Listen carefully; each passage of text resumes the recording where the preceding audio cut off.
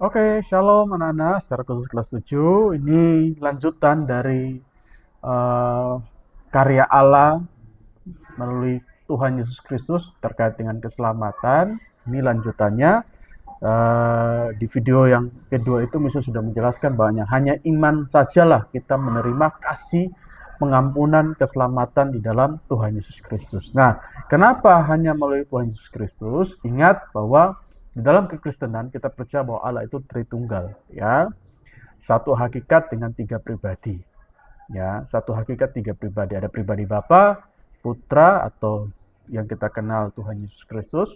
Yang ketiga ada Roh Kudus. Ketiga ini sama-sama Maha Kuasa, ya.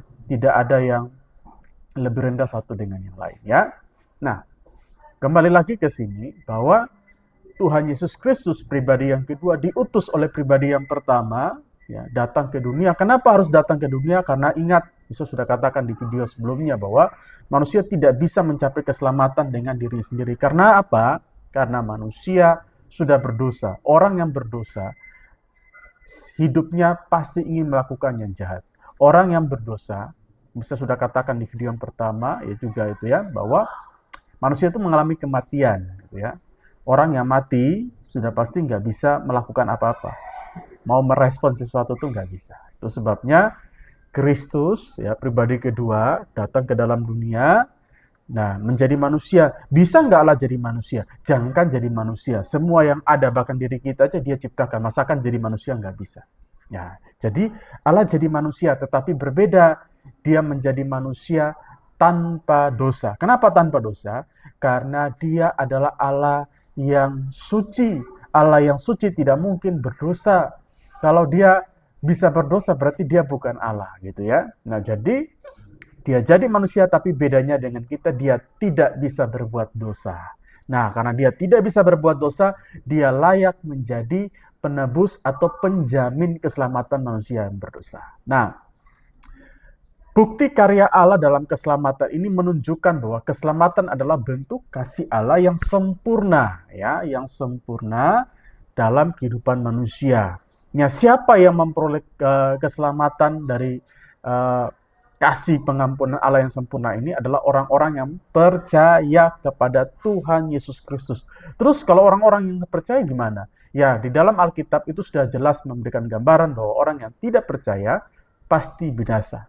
Ya, ini adalah klaim eksklusif dari iman Kristen. Ya, mungkin di ajaran agama yang di luar Kristen mungkin berbeda dengan kita. Tetapi ingat, kita harus pegang kepercayaan kita sebagai orang Kristen bahwa keselamatan hanya ada dalam Tuhan Yesus Kristus. Hanya melalui iman saja kita selamat. Anak-anak, ini penting ya. Setiap agama punya klaim. Setiap agama punya eksklusif masing-masing. Ya, tidak salah ya. Kita ketika mengatakan kekristenan itu eh, mengajarkan bahwa keselamatan dalam Kristus itu benar, itu klaim setiap agama punya seperti itu. Jadi tidak ada problem ya.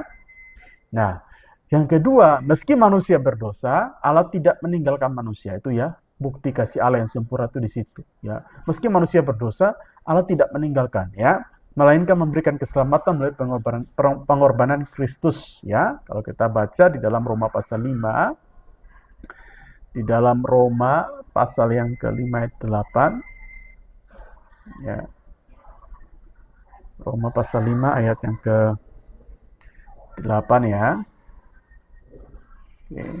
Kalau kita lihat di sini, nah ini, akan tetapi Allah menunjukkan kasihnya kepada kita oleh karena Kristus telah mati untuk kita ketika kita masih berdosa, ya.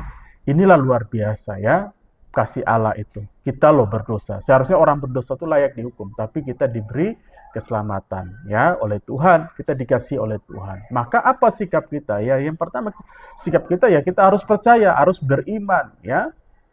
Setelah kita beriman, apa tindakan kita? Ya, kita harus hidup dalam kasihnya Tuhan. Kasih Tuhan itu artinya kita harus taat kepada firman Tuhan, taat kepada Tuhan, taat kepada aturan yang ada ya. Terus apa? Kita harus suka melakukan yang baik dan kita harus hidup dalam pengharapan ya. Yang kedua, pengampunan dan pertobatan pribadi. Pengampunan artinya kita harus memohon ampun ketika kita melakukan kesalahan. Baik kita memohon ampun kepada Tuhan maupun orang yang kita mensakiti gitu ya dengan tindakan kita. Kita harus meminta pengampunan. Dan kita juga harus dalam pertobatan. Ketika kita salah, kita harus bertobat, jangan kita lakukan lagi. Nah, itu maksudnya ya. Jadi poin yang kedua tentang karya Allah ini di dalam keselamatan hanya dapat dilakukan oleh Tuhan Yesus Kristus, dan itu sudah diberikan dalam kehidupan kita sebagai wujud cinta kasihnya kepada kita. Dan bagaimana kita merespon itu? Ya, kita harus hidup dalam kasih ya. Kita harus mengasihi sesama kita harus mengasihi ciptaan Tuhan yang lainnya. Ya, itu adalah bentuk ungkapan syukur kita atas keselamatan yang sudah kita terima. Oke, itu uh, akhir dari lanjutan dari karya Allah dalam keselamatan. Ya,